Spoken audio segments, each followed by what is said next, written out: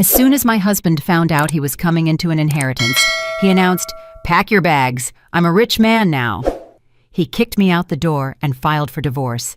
I signed everything calmly, but the moment the lawyer read the will, he dropped to his knees in front of me. Welcome to the Twists of Destiny channel. Before we begin, drop a comment and let us know where you're tuning in from. We'd love to know. We hope you enjoy listening to this captivating story. Keziah woke up to the sound of her alarm at 5:30 a.m. It was still pitch black outside. Only the streetlights cast a dim glow over the snow-covered courtyard. She stretched, trying not to wake Tavarius, and carefully slipped out from under the quilt. The cold immediately stung her bare feet. The radiators in their drafty two-bedroom apartment on the south side were barely putting out any heat. In the bathroom, Keziah looked at her reflection in the mirror. 32 years old, but she looked every bit of 40. Dark circles under her eyes that no amount of concealer could hide anymore. The first fine lines around her mouth. Hair that desperately needed a touch-up and a fresh braid. But she had neither the time nor the money for the salon. She ran a hand over her face, splashed it with ice-cold water, and started getting ready for work. "You up early again?" Tavarius's grumpy voice drifted from the bedroom. "I have to be at work by 8, Tav," Keziah answered softly, pulling on an old pilled sweater. "Go back to sleep." "How am I supposed to rest with you making all that racket at the crack of dawn?" he grumbled, turning his face to the wall. Keziah bit her lip. Back in the day, 5 years ago when they first moved in together, Tavarius used to wake up with her. He'd send her off with a kiss, tell her she was the finest woman in the world. He'd brew her coffee while she got ready, kiss the top of her head, and promise to have dinner ready by the time she got home. But now every move she made just seemed to get on his nerves. In the kitchen, she quickly made instant coffee and ate a slice of toast with cheese while standing by the windowsill. There was never time for a proper breakfast. By 7 o'clock a.m., she was already walking out the door to catch the bus to the community health clinic where she worked as a front desk administrator. The job was tedious and monotonous. Answering phones, scheduling patients, dealing with insurance complaints and attitudes. The pay wasn't much, about $2,800 a month, but it was steady. And right now, it was the only real money coming into the household. Tavarius worked, well, Keziah didn't even know what to call it. He had been trying to launch his own empire for 3 years now. First, it was an online supplement store, then a consulting agency, then a computer repair service. Nothing ever stuck. The money they tried to save for a vacation, for a new fridge, for renovations, it all went into his next big project. And there were never any results. The most he brought in was maybe $500 or $600 a month, and that wasn't even every month. "I'm building a future," he would say every time Keziah timidly asked if maybe he should get a regular 9 to 5. Just temporarily. "You just don't understand how business works, Keziah. You gotta invest. You gotta have patience. Look at Jay-Z. Look at the big moguls. They all took risks." And Keziah endured. She took on a second job in the evenings. After the clinic, she did remote bookkeeping for small businesses. She sat at the computer until midnight, checking other people's invoices and balancing ledgers just to make ends meet by the end of the month, to pay the rent, the light bill, the internet, buy groceries, and ensure Tavarius had capital for his next genius idea.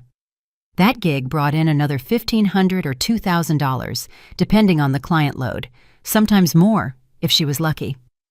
The bus was late, and Keziah barely made it to the start of her shift. The whole day flew by in a blur of chaos, endless ringing phones, upset patients, demanding doctors. By lunch, she had a splitting headache, but it was too early to go home. After work, she had to stop by the grocery store, pick up food for dinner, and then sit down at the computer. She had a rush order pending, a financial report due by tomorrow evening. She got home around 9 o'clock p.m. Her arms ached from the heavy grocery bags. Her feet were throbbing after being on them all day. Tavarius was sitting on the sofa with his laptop, scrolling through something intently. In the kitchen, dirty dishes from lunch were piled in the sink. Crumbs were scattered on the table, along with an empty tea mug and a torn-open package of cookies. Keziah silently took off her coat, went into the kitchen, and started washing the dishes. "Kez, you could at least take a breath first," Tavarius threw out without looking up from his screen. "You always doing too much." "If I don't wash them, who will?" she answered wearily, soaping up a plate. "Man, whatever. Ideally, you wash them later. The house ain't gonna crumble in one night." Keziah didn't answer. It was useless. They used to cook dinner together, clean up together, make plans for the weekend together. He used to spend entire Saturdays helping her reorganize the closet or paint the walls. Now, she felt like a maid in her own home. She finished the dishes, wiped the table, put the groceries in the fridge, then heated up some leftover soup for herself, and sat down. Tavarius walked into the kitchen, poured himself some tea from the kettle she had boiled that morning, grabbed an apple from the bowl, and went back to the sofa. "Tav, let's go somewhere this Sunday," Keziah suggested cautiously, finishing her soup. "Maybe just a walk in Millennium Park or down by the lake." "We haven't gone anywhere together in a long time. Must be 3 months now." "Kez, my mind is on business." He waved her off, eyes glued to the screen. "I ain't got time for strolls right now. Don't you get that I'm in a crucial phase? I'm on the verge of a major breakthrough. Dion found an investor who's ready to put money into our project.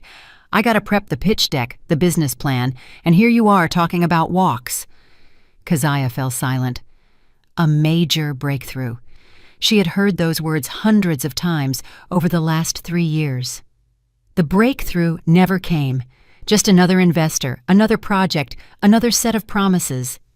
She finished her soup, washed her bowl, and went to the computer. She had to finish reports for 2 clients by morning. She sat at the desk in the corner of their tiny bedroom, turned on the lamp, and buried herself in numbers. Through the wall, the TV was blaring. Tavarius had put the game on. Every now and then he'd shout something, commenting on the play. That was how her days went. Day after day, week after week, month after month. Work, home, work, home. She had forgotten the last time she bought something new for herself. Her jeans were worn thin at the knees. Her boots desperately needed repair. The sole was peeling off, and her feet got wet in the slush. But there wasn't enough money for a new winter coat.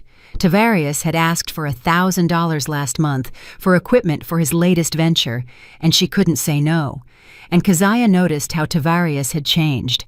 He started looking at her with a certain disdain, as if she were a burden, an obstacle, something stopping him from being successful. "You should really join a gym," he said one evening while she was changing for bed.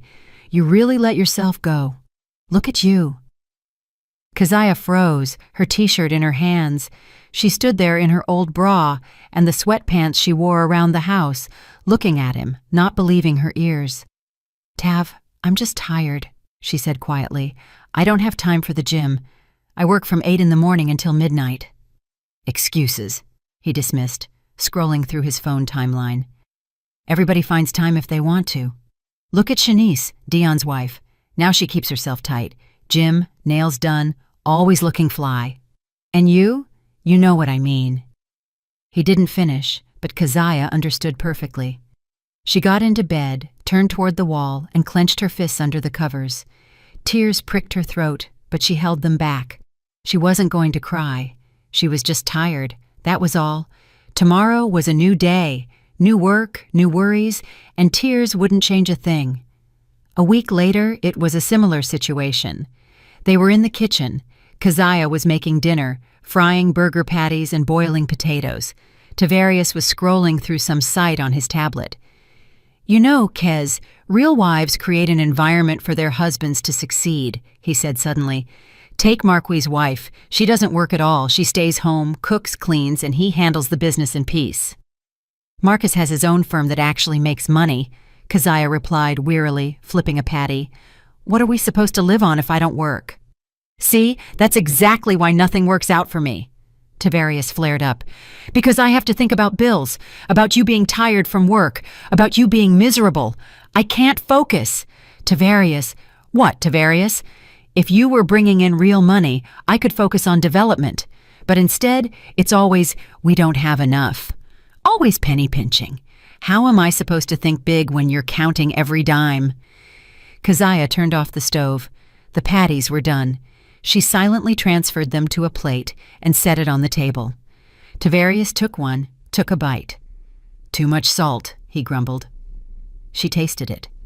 The salt was fine.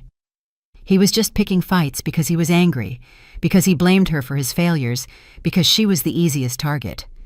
Winter passed and spring arrived. Keziah continued working 2 jobs, continued carrying the weight of everything on her shoulders. Tavarius grew colder and more distant. Sometimes he didn't come home at night at all, claiming he was staying at his boy Dion's place to discuss business plans until late, so it was easier to just crash there. Keziah didn't ask questions. She was afraid to hear the truth, afraid to find out that maybe there was someone else, that he was only living with her out of habit, out of convenience, a free apartment, hot dinner, clean laundry. And then something happened that turned everything upside down. It was an ordinary Tuesday evening in May. Keziah had just gotten back from work, put a pot of rice on the stove, and started chopping vegetables for a salad. Tavarius was sitting in his usual spot on the sofa, but this time he wasn't looking at his laptop. He was on the phone. He was speaking quietly, but there was a strange excitement in his voice. "Yeah, I got it," he mumbled. "Yeah, I'll definitely be there tomorrow." "What time?" 11 a.m. "Okay, I'll be there. Thanks for letting me know." He hung up and sat motionless for a few seconds, staring at a spot on the wall. Then he jumped up abruptly and paced around the room, rubbing his hands together. "What happened?" Keziah asked, looking out from the kitchen, knife in hand. Tavarius turned around. A strange smile was playing on his lips, not sad, not mournful, but greedy. "Granddaddy died," he said. Keziah flinched. The knife almost slipped from her hand. Tavarius's grandfather, Eustace Vance, was very old. He was pushing 90, if she remembered correctly. They had only seen him a couple of times in all their years together. The old man lived in Indianapolis, about a 3-hour drive away. He barely communicated with relatives. But still, death.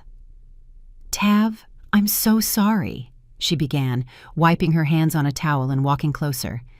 "How did it happen? Was he sick?" "Sorry." Tavarius chuckled strangely, and there wasn't a drop of sorrow in that sound. "Yeah, sure, it's sad. He was 88, but that's not the main thing. The lawyer called. Turns out Granddaddy left a will, and I'm named in it." Keziah blinked, not immediately catching his drift. "A will?" "Yes." Tavarius clenched his fists, his eyes shining with a feverish glint. "He left an inheritance. That means there's something there. He definitely had an apartment, I remember. A 3-bedroom downtown. Maybe something else? Maybe property? Maybe money in accounts? I'm going to the lawyer tomorrow to find out everything." He started pacing the room, rubbing his palms together like a merchant who just closed a lucrative deal. Finally, I get a break. You understand, Kez? It's destiny. It's a sign from above. I told you everything would work out for me, that we just had to wait. Keziah stood there watching him. Something inside her shrank and stung painfully. This was how he reacted to his grandfather's death. Not with grief, not with sadness, but with joy over a potential payout. His own flesh and blood had just died, and he was celebrating money. "Maybe we should organize the funeral first," she said gently. "Send him off properly?" "Auntie Vernice will handle that." Tavarius waved her off. "She lived near him in Indy. They talked all their lives. Let her handle it. I need to handle the inheritance. The lawyer said the reading of the will is the day after tomorrow. I need to be there at 11 a.m. He was wired all evening. He couldn't sit still, pacing from corner to corner, calling friends, sharing the news. He told everyone the same thing. "Granddaddy passed, left a will, I'm finna be rich." The rice on the stove boiled over, the water evaporated, and it started to burn. Keziah turned off the gas, threw the contents of the pot in the trash, and just went to the bedroom. She didn't want dinner. There was a lump in her throat, and her chest felt heavy and empty. That night, she couldn't sleep for a long time. She lay there staring at the ceiling, listening to Tavarius in the next room, excitedly discussing things on the phone with yet another friend, thinking about how everything had changed. When she fell in love with him 5 years ago, he was different, kind, attentive, caring. They met at a mutual friend's birthday party, and he seemed so sincere, so open back then. They dated for a year, and it was the happiest year of her life. He brought her flowers for no reason, took her to the movies, made her breakfast. They dreamed together about a family, about kids, about a house they would build. And then they moved in together, and it was like something broke. At first it was subtle, little things, then more and more. He became colder, she became quieter. He became more demanding, she became more submissive. And now, 5 years later, she lay in the dark, realizing she didn't even know who this person next to her was. For the next 2 days, Tavarius was on pins and needles. He was constantly calculating things on a calculator, Googling real estate prices in Indianapolis, looking at condo listings, estimating how much a 3-bedroom downtown might be worth. He made plans out loud. I'm finally going to buy a real car. Not this bucket. I'll open a real office in a prime location. We'll go to the ocean. No, better yet, Europe. I always wanted to see Paris. Tav, don't count your chickens before they hatch, Keziah tried to ground him at dinner. You don't even know exactly what's in the will yet. I know what's gonna be in it, he interrupted arrogantly, waving his fork. I'm the only grandson. Granddaddy has no other direct heirs. Auntie Vernice is his wife's sister, not even blood related. That means everything goes to me. It's only logical. He took a sip of tea and looked at her with an appraising gaze, the kind usually reserved for an object you're deciding whether to keep or throw away. You know, Kez, maybe it really is time you thought about your appearance, he said suddenly.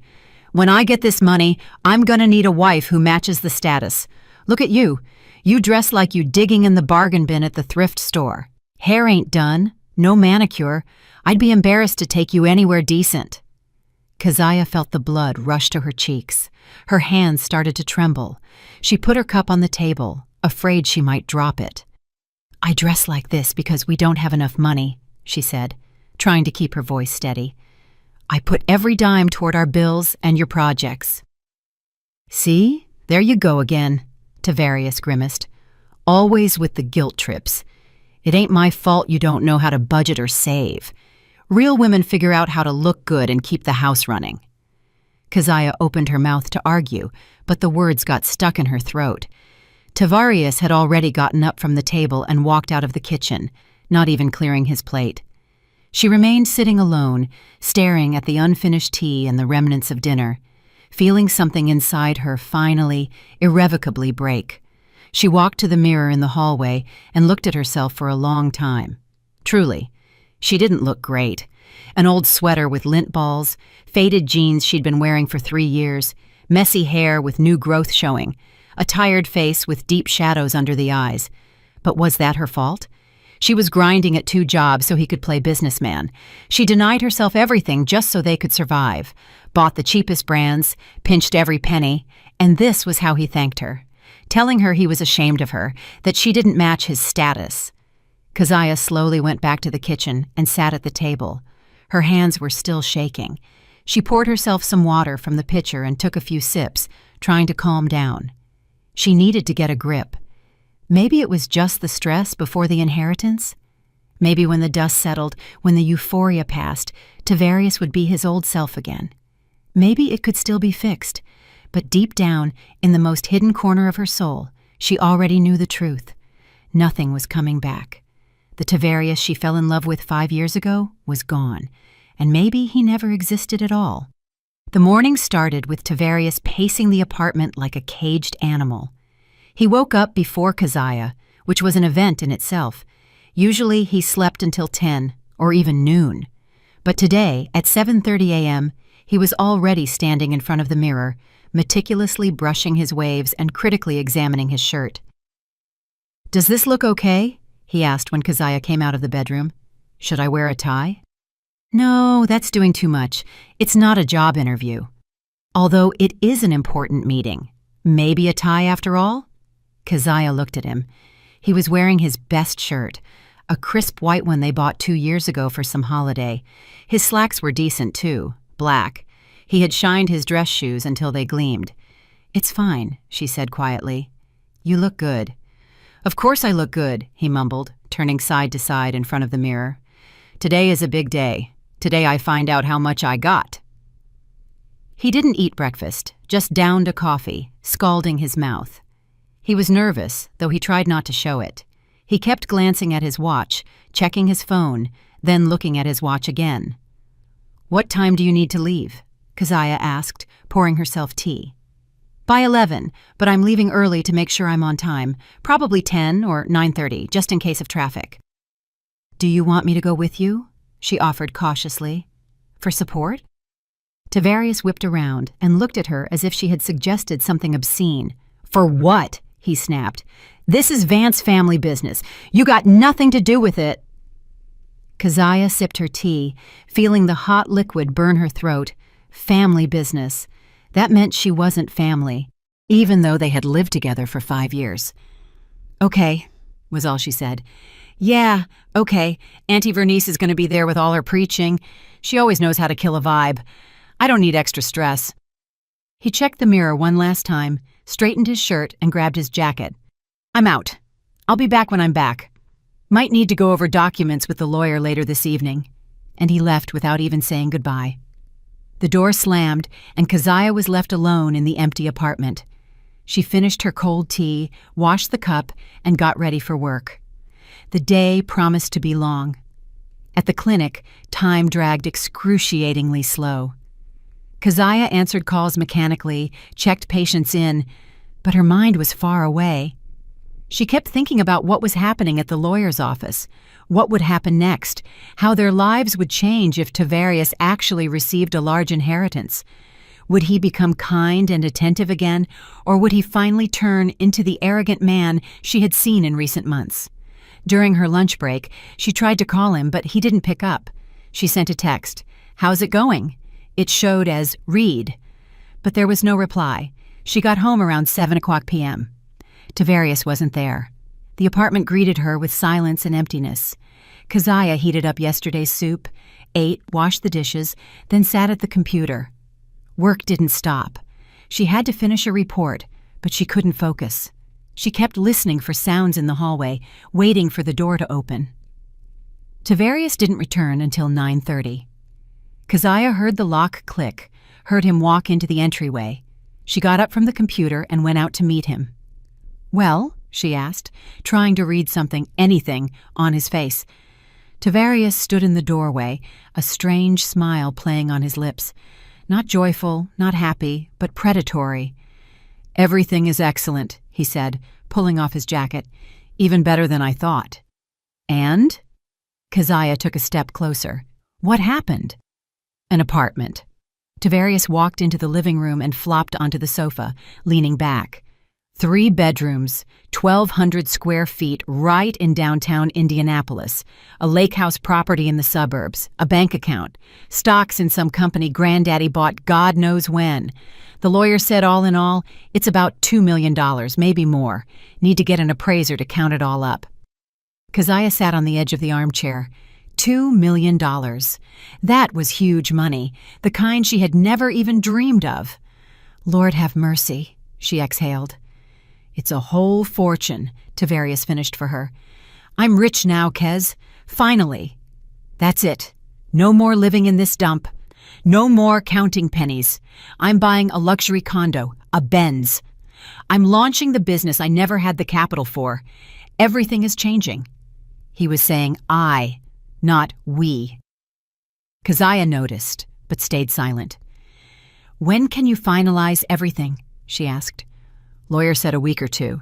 Need to gather some papers, assess the property, but those are formalities. The main thing is the money is mine. He got up from the sofa and walked to the window. He stood there looking at the evening city, at the lights of the houses. Then he turned and looked at Keziah with a long, appraising stare. "You know, Kez, I got a lot to think about tonight," he said suddenly, and his voice had a strange cold edge to it. "So I'm gonna go over to Dion's, chill with him, talk it over. I'll be late, don't wait up." "But Tav—" "That's it, I'm gone." And he left, slamming the door again. Keziah remained sitting in the armchair, staring at the empty space where her husband had just stood, and inside her a cold, sticky feeling of dread began to grow. For the next 2 days, Tavarius barely showed up at home. He came in late at night when Keziah was already asleep, left early in the morning. They barely spoke. He was immersed in his thoughts, in his plans, and it seemed there was no room for her in those plans. And then, the thing she least expected happened. It was Sunday, around noon. Keziah was sitting in the kitchen with a cup of coffee, reading news on her phone. Tavarius was home, but he had locked himself in the bedroom since morning, doing something on the computer. Suddenly, he came out, determination written all over his face.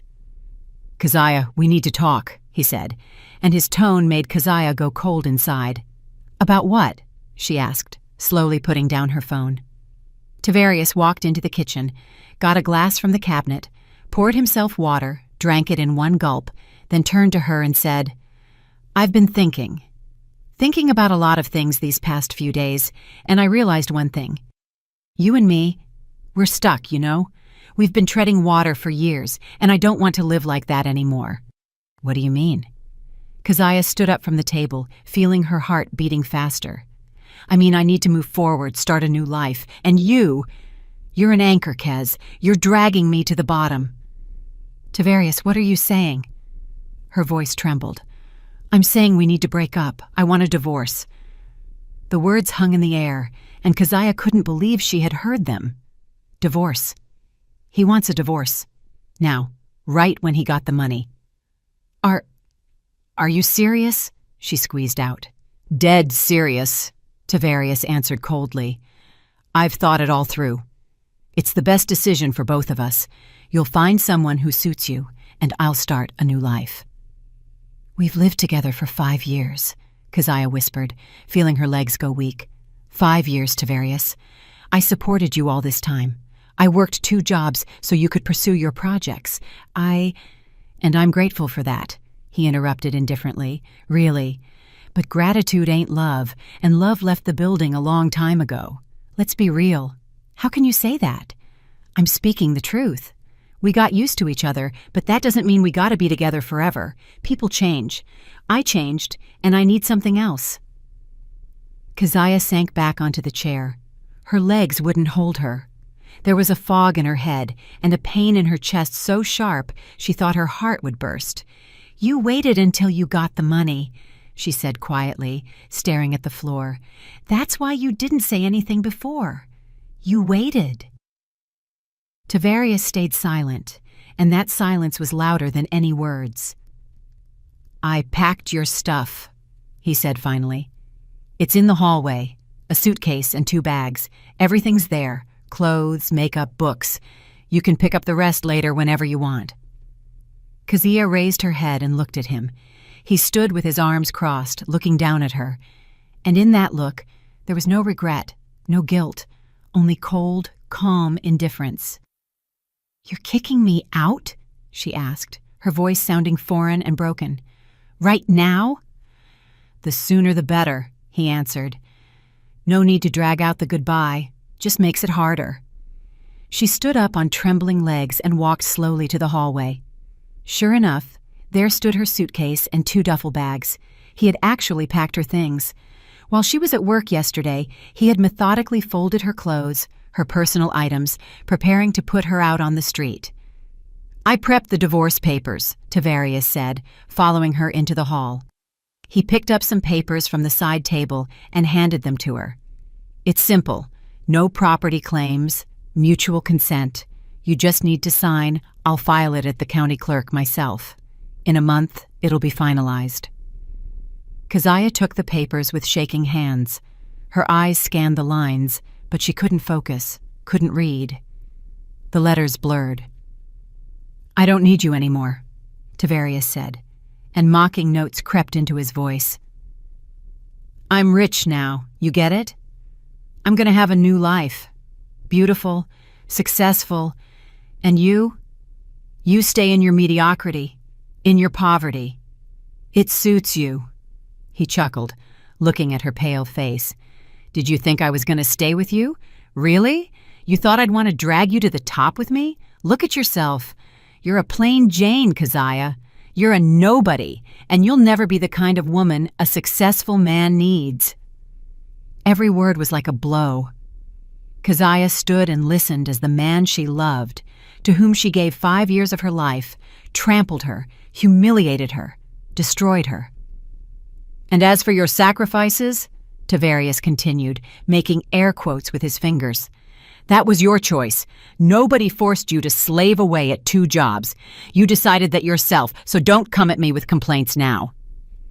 Keziah looked at him for a long moment, and suddenly something inside snapped.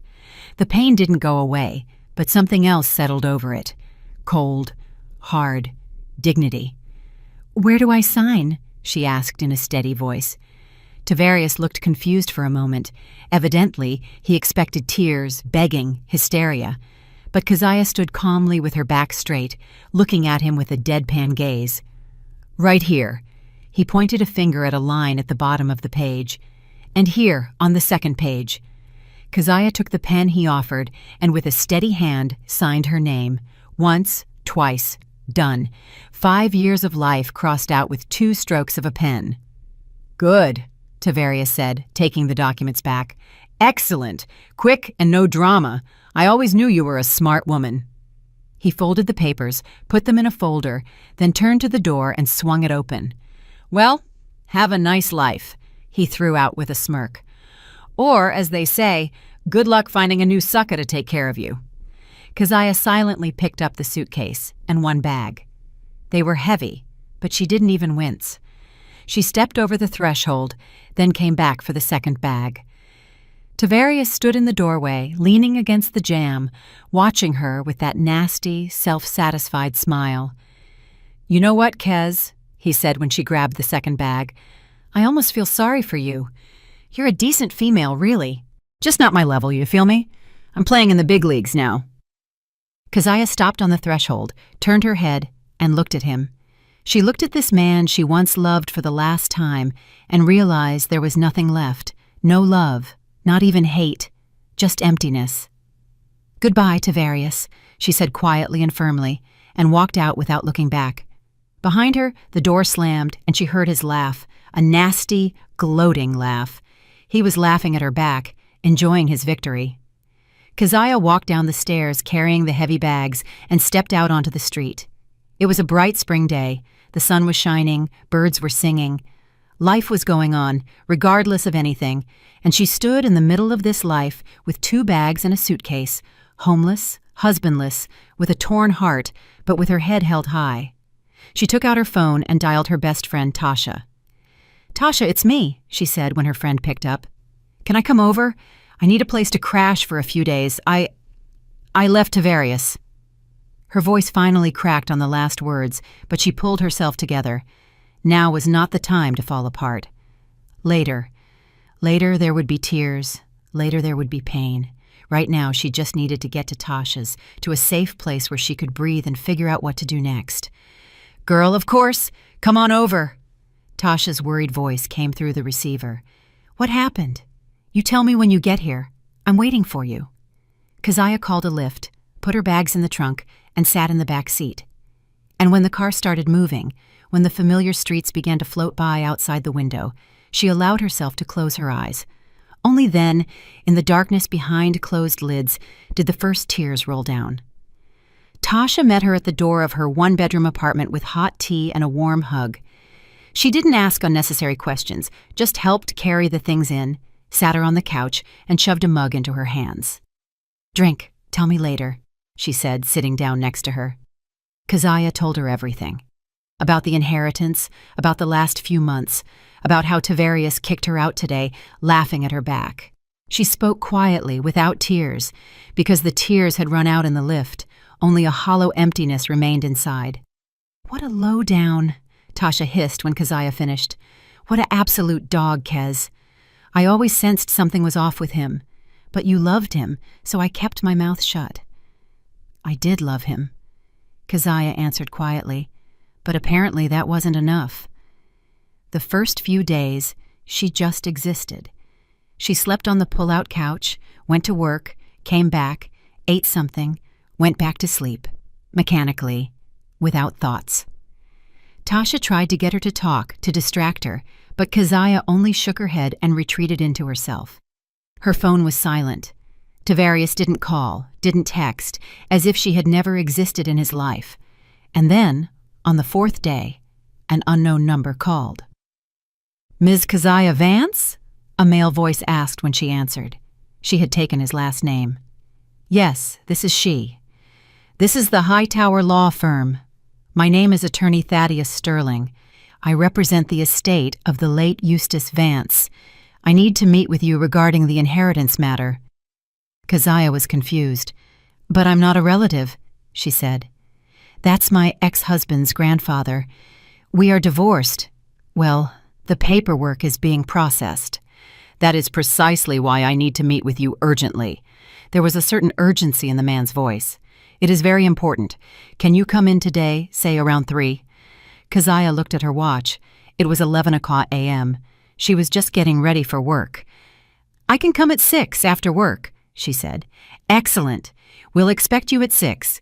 Do you know the address? 1200 South Michigan Avenue, Suite 305. "Okay, I'll be there." All day, Keziah thought about this call. Why did she need to go to the lawyer?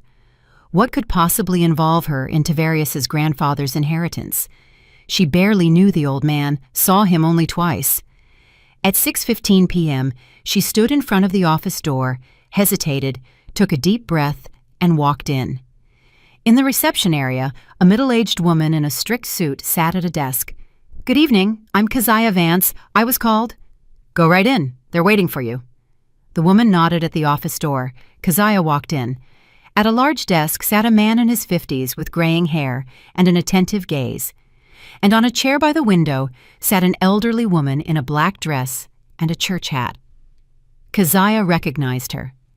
It was Auntie Vernice, the wife's sister Tavarius had mentioned, and standing next to her against the wall was Tavarius himself. He looked pale. His eyes darted between the lawyer and Keziah.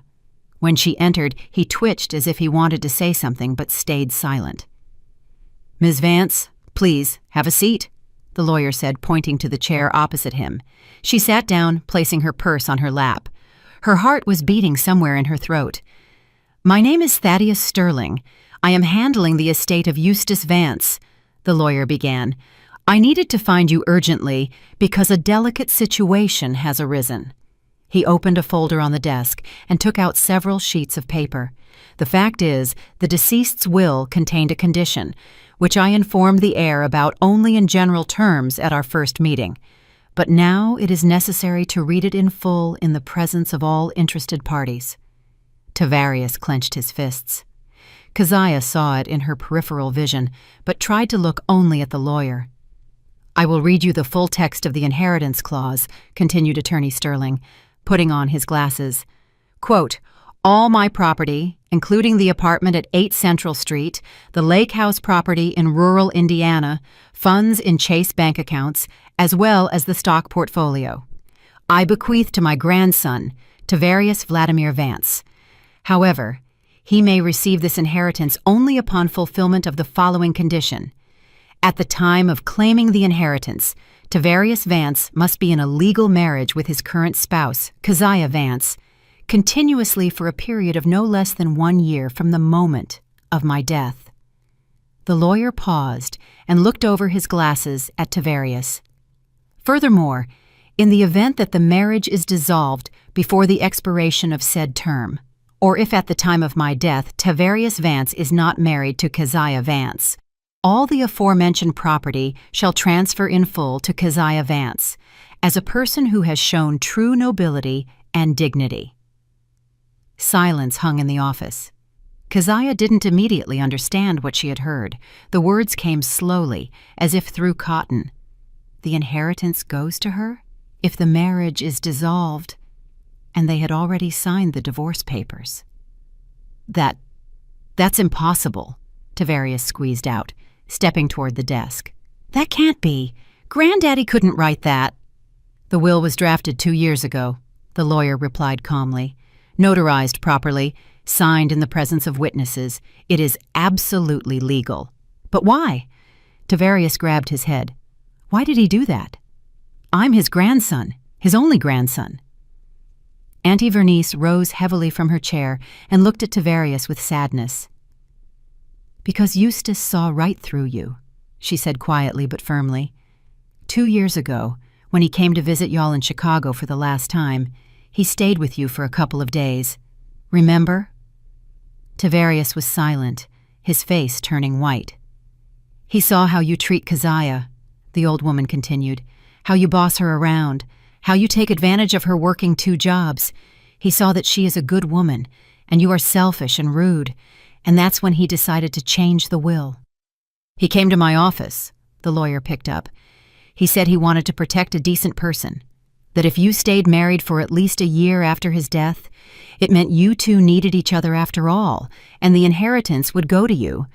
But if you divorced, it meant Keziah deserved compensation for all the years she endured your relationship. Tavarius collapsed onto a chair, covering his face with his hands. When did you file for divorce? The lawyer asked, flipping through papers. I filed the application the day before yesterday, Tavarius answered hollowly. Expedited procedure. I paid extra to get it done fast. And the divorce is already registered, the lawyer nodded. Yesterday at 3:00 p.m., here is the stamp in the database, so the condition of the will has been violated. The marriage was dissolved earlier than 1 year after the testator's death. Consequently, according to the will, all property transfers to Keziah Vance. Keziah sat motionless, her head spinning. This was unreal. $2 million. The condo, the lake house, all of it was hers now? Not Tavarius's, who threw her out of the house laughing, hers? No, Tavarius rasped, jumping up. No, that's mine. That's my inheritance. I'm the grandson. I have the right. You had the right, the lawyer corrected, up until the moment you divorced your wife. Now the right has passed to her. This is the will of the deceased, and it is being executed in accordance with the law. Tavarius spun around to face Keziah. His eyes burned with a feverish gleam. Kez, he breathed, taking a step toward her. Kez, listen. It's all a mistake, stupidity. I didn't mean what I said back then. I was just stressed, because of the whole inheritance story. I didn't really think that. Keziah watched him silently.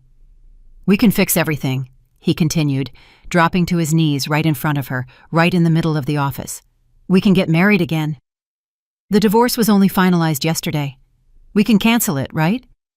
He turned to the lawyer. We can file some motion, withdraw the divorce? You cannot withdraw the divorce, the lawyer answered dryly. But you can enter into a new marriage.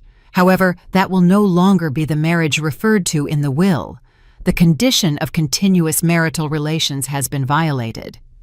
Then we'll get married again anyway. Tavarius grabbed Keziah's hands. His palms were clammy, sticky. You hear me, Kez? We'll get married. Everything will be like before, even better. I'll change, I swear. I'll be different. I'll love you, take care of you. Keziah silently pulled her hands away. Kez, please, his voice trembled. Don't do this. Don't destroy my life. Granddaddy wanted us to be together, see? He wanted to test us. And we passed the test. We just didn't know about it. You failed the test, Keziah said quietly, looking him in the eye. You kicked me out of the house. You laughed at me. You said I was a plain Jane who wasn't worthy of you. I didn't mean it, he exclaimed. I was a fool. Forgive me. I'm on my knees asking. Forgive me. Keziah stood up. Tavarius remained on his knees, looking up at her. There was panic in his eyes, despair, but not repentance. No shame for what he had done, only the fear of losing the money. "Get up, Tavarius," she said calmly. "Don't humiliate yourself." "I'll do anything." He clutched the hem of her coat. "Anything you say. We'll get married, and I'll give you half the inheritance. No, more than half. You get 60%. 70, Kez, please." She gently removed his hands and stepped back. "I don't want to marry you," she said quietly but firmly. "Not for all the money in the world. No, Tavarius. You killed everything that was between us. You killed it with your words, with your laughter when you threw me out, and I don't want to go back to that life, not for anything." She turned to the lawyer. "What do I need to do to claim the inheritance?" Attorney Sterling nodded with respect. "You'll need to come in a few times, sign documents, process the certificate of inheritance rights. I'll explain everything. We can start right now if you wish." "I wish," said Keziah.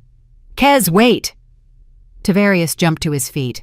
"You can't just take everything. It's mine, my inheritance. I'll sue. I'll find a way to contest the will."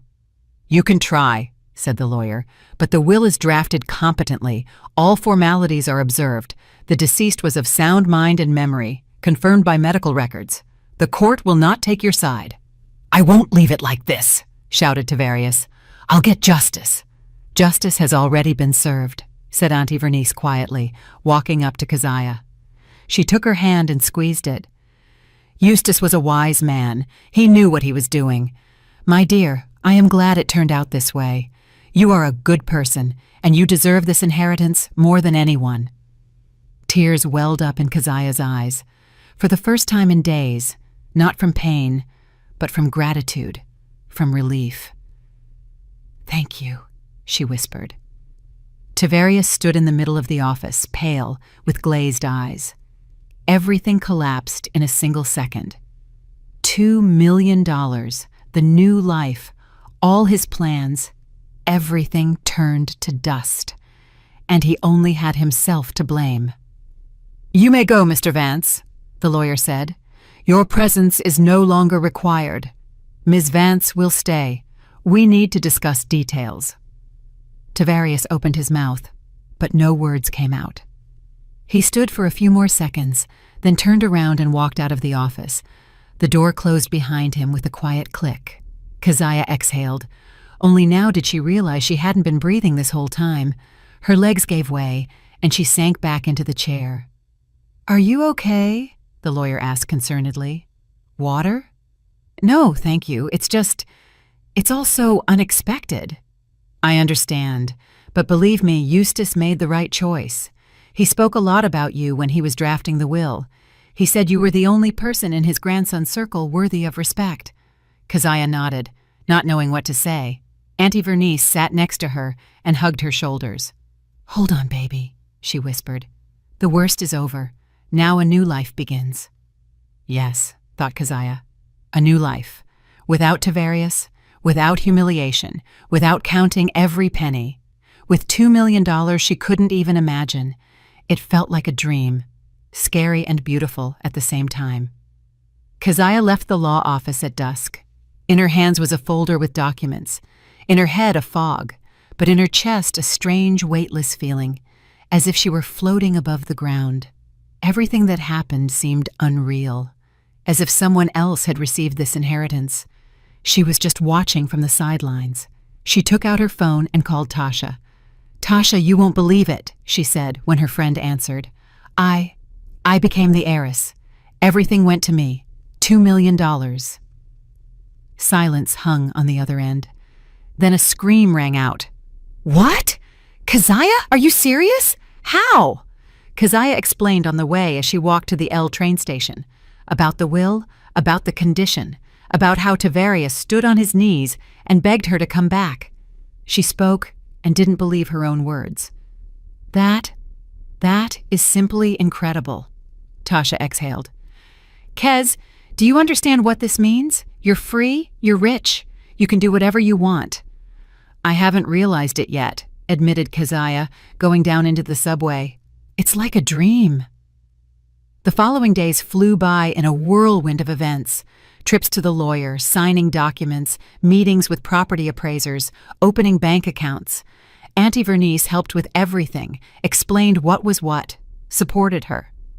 It turned out she knew about Eustace's plans from the very beginning. "He told me when he was writing the will," the old woman said, sitting with Keziah in a soul food cafe after another visit to the lawyer. "He said, 'Vernice, I saw how that boy treats his wife. He's selfish and a dog. If he doesn't change in a year, let her at least get compensation for all those years.' Eustace was a fair man. He couldn't stand injustice." Keziah listened and felt gratitude toward the old man she barely knew. He protected her even after death, gave her a chance to start over. But Tavarius didn't give up. He called every day. First he begged, then he threatened, then he begged again. He came to Tasha's building, staked out her workplace. Keziah didn't talk to him, walked past him, but he would catch up to her, grab her arm. "Kez, you can't do this to me!" he shouted in the middle of the street, ignoring passers-by. "We lived together for 5 years. 5 years. Do they mean nothing?" "Did they mean nothing to you?" Keziah answered calmly, freeing her hand. "You proved that yourself when you kicked me out." "I explained I wasn't myself. Forgive me, give me one more chance." But she walked past, again and again, and each time it became easier. The pain dulled, went away, turned into indifference. One evening he showed up at Tasha's door. Keziah opened it and saw him, haggard in a wrinkled shirt with puffy eyes. He stood with a bouquet of wilting roses in his hands. "I sleep here on the stairs every night," he said hoarsely. "Waiting for you, Kez. Please, I can't be without you. Come back, we'll get married. I'll give you all the inheritance if you want. Every penny. Just be with me." Keziah looked at him for a long moment and realized nothing remained. No pity, no sympathy. This man was a stranger to her. "Tavarius, you don't understand," she said quietly. "It's not about the money. It's about the fact that you showed your true face. You humiliated me, threw me out like trash, and I don't want to be with a man capable of that. Never again." "But people make mistakes," he pleaded. "I made a mistake. I admit it. But we can start over." "No, we can't. Goodbye, Tavarius." She closed the door. Behind it, she heard pounding, pleas, then sobbing. Tasha looked at her friend with admiration. "Kez, you did good," she said. "I'm proud of you." Keziah leaned against the door and closed her eyes. Yes, she did the right thing. She knew it with all her heart. A week later, the inheritance paperwork was finalized. Keziah became the owner of the condo downtown, the lake house, the bank accounts, and the stock portfolio, which, according to specialists, was worth more than initially thought, bringing the total value to around $2.5 million. She sat in her new apartment, huge, bright, with high ceilings and windows overlooking the courtyard, and couldn't believe this was her home now. The furniture was old but high quality. Paintings hung on the walls, books stood on the shelves. Granddaddy Eustace had lived a long life here, and in every corner she felt his aura, calm, wise. Keziah got up and walked to the window. The city buzzed below, people rushing somewhere, cars driving. She stood here, in this apartment, and for the first time in years felt free. Truly free. She called the clinic and put in her resignation. She quit the second bookkeeping job, too. No more slaving away for 14 hours a day. No more penny pinching. "What are you going to do now?" Tasha asked when they met for lunch. "I don't know," Keziah admitted, stirring her iced tea. "I want to live for myself. Maybe learn something new. I always wanted to learn French properly, and I want to travel, see the world." "You deserve it," Tasha smiled, "after everything you've been through." Keziah signed up for French classes, then painting classes. She loved to draw as a child, but then life got in the way. Now she had time for everything. She bought clothes she liked, went to beauty salons, to the hairdresser. Gradually, day by day, she returned to herself, to that Keziah she had buried under the weight of fatigue and humiliation. A month later, Auntie Vernice invited her for tea.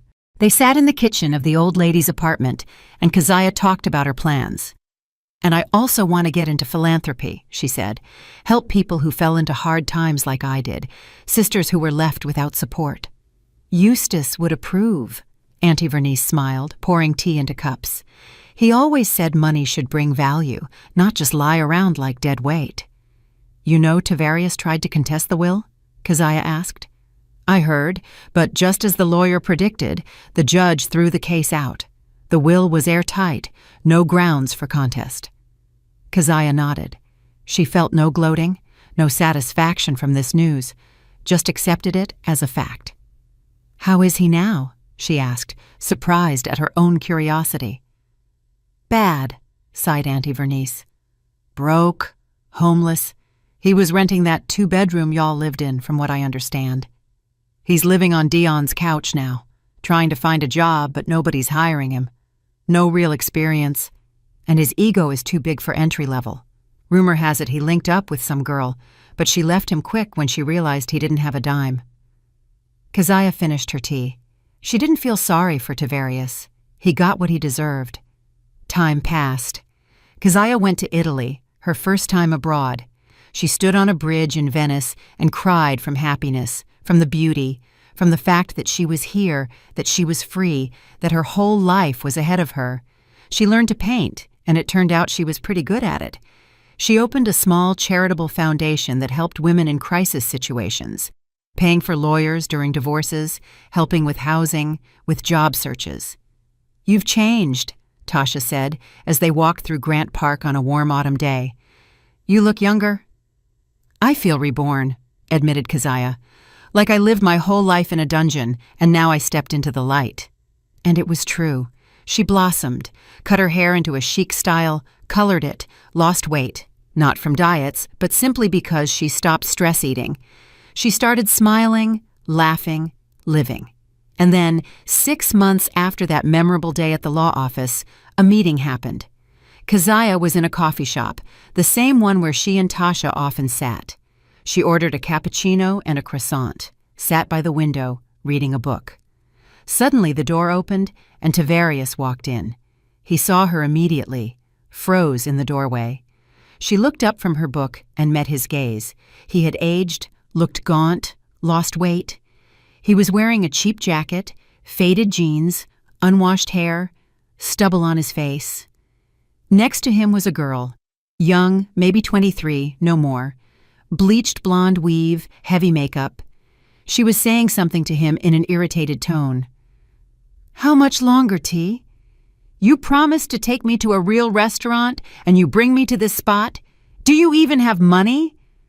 "I got it, Candy, I got it," mumbled Tavarius, not taking his eyes off Keziah. Just a little tight right now. Later. Later." "Later, later," the girl huffed.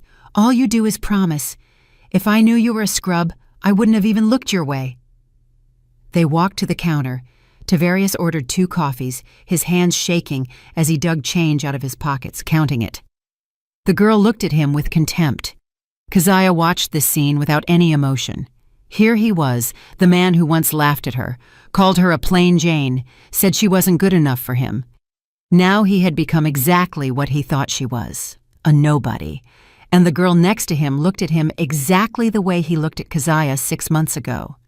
Tavarius took the coffees and turned around. Their eyes met again. He took a step toward her, but Keziah looked away and went back to her book.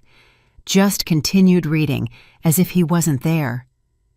"Tav, why are you standing there?" the girl called out. "Let's sit down." He stood for another second, then turned and followed her to a table in the corner. Keziah saw in her peripheral vision how they sat down, how the girl continued to complain about something, how Tavarius sat hunched over, staring into his cup. Keziah finished her coffee, finished her croissant, left a generous tip, grabbed her purse, and walked out of the cafe. She didn't look back, didn't approach, just walked past like you walk past a stranger. It was sunny and warm outside, Indian summer.